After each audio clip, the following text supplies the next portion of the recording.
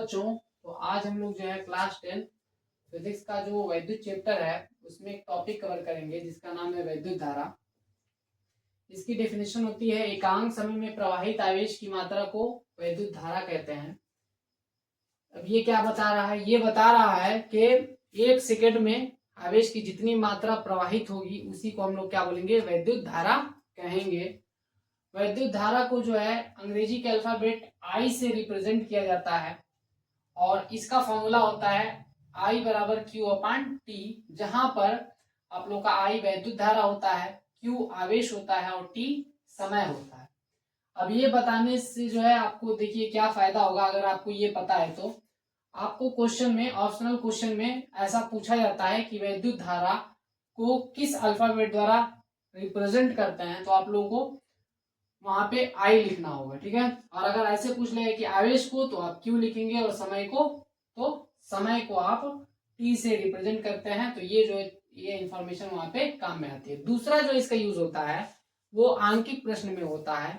जब आप लोग का आंकिक प्रश्न दिया जाता है तो उसमें आप आई, क्यू और टी की वैल्यूज को फाइंड करने के लिए, जानने के लिए कि उसमें क्या गिवन है, वो जानने के लिए भी इन शब्दों का इस्तेमाल कर रहे होते हैं। जैसे मेरे सेंटेंस में कहीं वैद्युत धारा लिखा हुआ है, इसका मतलब ये है कि वो आई के बारे में बात कर रहा है। आवेश लिखा हुआ है तो वो क्यू के बारे में बात कर रहा है और समय लिखा हुआ है तो वो टी के बारे में बता रहा है, ठीक है। अब इसकी जो है, इसका अगर मात्रा का अगर आप लोग को याद है तो आप लोगों को न्यूमेरिकल करने में कोई दिक्कत नहीं आएगी। तो वो मात्रक भी मैं बता देता हूं। तो आई जो होता है वैद्युत धारा, उसका मात्रक होता है एम्पियर और उसे ए से दिखाया जाता है। क्या होता है? मात्रक एम्पियर होता है और उसे ए से रिप्रेजेंट करते हैं।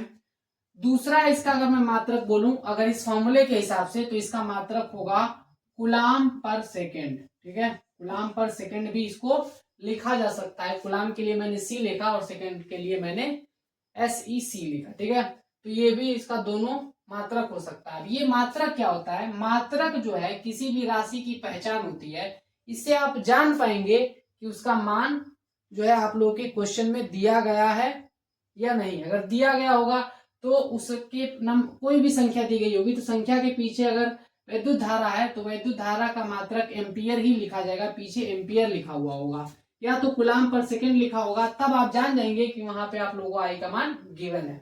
वैसे ही अगर आवेश की बात करूं तो आवेश जो होता है उसका मात्रक क्या होता है आप लोग का? देखिए उसका मात्रक होता है कूलाम, उसको सी से रिप्रेजेंट किया जाता है। और समय का जो मात्रक होगा वो पीछे आप लोग का सेकेंड लिखा हुआ होगा, ठीक है। तो ऐसे जो है आप फाइंड कर पाएंगे कि आपको किस चीज का मान दिया गया है और आपको आंकिक प्रश्न में किसी तरह की दिक्कत नहीं आएगी। इस फॉर्मूले में बस उन वैल्यूज को ला के रखेंगे और सॉल्व करके अपना आंसर आपको मिल जाएगा। अब इसमें एक और चीज ध्यान रखना है कि वैद्युत धारा को मापने वाली जो युक्ति होती है उसका नाम क्या होता है? एमीटर। ऐसा भी प्रश्न पूछा जाता है कि वैद्युत धारा को मापने वाली युक्ति का नाम बताइए, तो उसका नाम क्या होता है? एमीटर उसका नाम होता है, ठीक है। तो मुझे उम्मीद है कि आपको ये वीडियो अच्छा लगा होगा। Thank you guys.